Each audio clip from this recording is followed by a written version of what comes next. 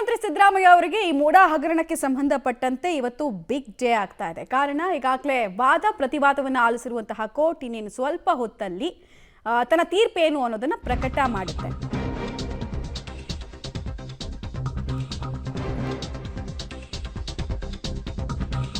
ಕೆಲವೇ ಕ್ಷಣಗಳಲ್ಲಿ ಲೋಕಾಯುಕ್ತದಿಂದ ಬಿ ರಿಪೋರ್ಟ್ನ ಕುರಿತಂತಹ ಆದೇಶ ಹೊರಬೀಳಲಿಕ್ಕಿದೆ. ಕೋರ್ಟ್ ಬಿ ರಿಪೋರ್ಟ್ ಅನ್ನು ಅಕ್ಸೆಪ್ಟ್ ಮಾಡುತ್ತಾ ಅಥವಾ ವಜಾ ಮಾಡುತ್ತಾ ಅಥವಾ ರೀಟ್ರಯಲ್ಗೆ ಅವಕಾಶ ಇದೆಯಾ, ಈ ಎಲ್ಲ ಪ್ರಶ್ನೆಗೂ ಉತ್ತರ ಸಿಗುತ್ತೆ. ಬಿ ರಿಪೋರ್ಟ್ ಪ್ರಶ್ನಿಸಿ ತಕರಾರು ಅರ್ಜಿಯನ್ನು ಸ್ನೇಹಮಯಿ ಕೃಷ್ಣ ಅವರು ಸಲ್ಲಿಸಿದ್ರು.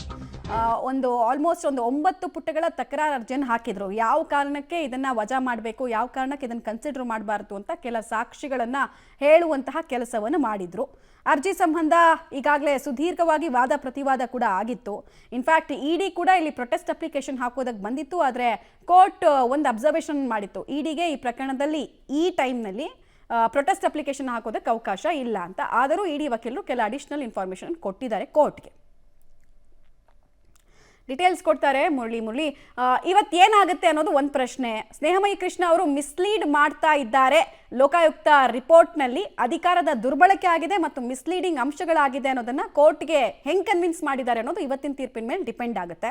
ಸೊ ಎಷ್ಟೊತ್ತಿಗೆ ತೀರ್ಪು ಬರುವಂತಹ ಸಾಧ್ಯತೆ ಇದೆ?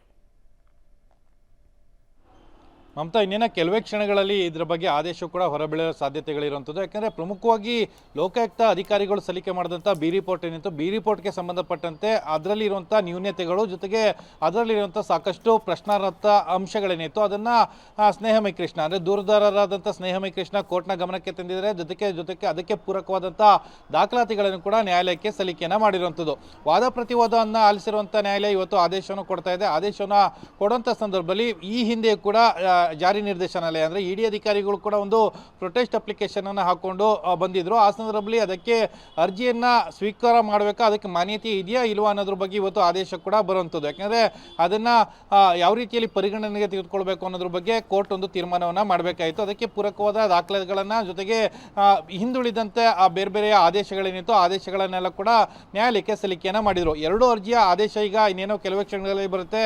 ಅಕಸ್ಮಾತ್ ಏನಾದರೂ ಬಿ ರಿಪೋರ್ಟ್ ಏನಾದರೂ ಒಪ್ಪಿಗೆ ಆದರೆ ಅಂದರೆ ಕೋರ್ಟನ್ನು ಅದನ್ನು ಸ್ವೀಕೃತಿಗೊಳಿಸಿದ್ರೆ ಇಡೀ ಪ್ರಕರಣ ಕ್ಲೀನ್ ಚಿಟ್ಟನ್ನು ಸಿಕ್ಕುತ್ತೆ. ಅಂದರೆ ಇಡೀ ಕುಟುಂಬದವರೆಲ್ಲರೂ ಕೂಡ ಸಂಪೂರ್ಣವಾಗಿ ಕ್ಲೀನ್ ಚಿಟ್ ಆಗ್ತಾರೆ. ಜೊತೆಗೆ ಇಡಿ ತನಿಖೆ ಮಾಡ್ತಾ ಇರೋಂಥ ತನಿಖೆ ಸಂಪೂರ್ಣವಾಗಿ ಸ್ತಬ್ಧ ಆಗಿ ಹೋಗುವಂಥದ್ದು. ಅಕಸ್ಮಾತ್ ಏನು ಬಿ ರಿಪೋರ್ಟನ್ನು ತಿರಸ್ಕಾರ ಮಾಡಿದ್ರೆ ಅದನ್ನು ಮತ್ತೆ ರೀಇನ್ವೆಸ್ಟಿಗೇಷನನ್ನು ಮಾಡ್ಬೋದು ಅಥವಾ ಕಾಗ್ನಿಜೆನ್ಸನ್ನು ತೆಗೆದುಕೊಂಡು ಕೋರ್ಟೇ ಅರ್ಜಿ ವಿಚಾರಣೆಯನ್ನು ಕೈಗೆತ್ಕೊಳ್ಬೋದು. ಅಂದರೆ ಆರೋಪಿಗಳು ಯಾರ್ಯಾರು ಇದ್ದಾರೆ ಅವ್ರಿಗೆಲ್ಲರಿಗೂ ಕೂಡ ಸಮನ್ಸನ್ನು ಕೊಟ್ಟು ವಿಚಾರಣೆಗೆ ಕರಿಬೋದು.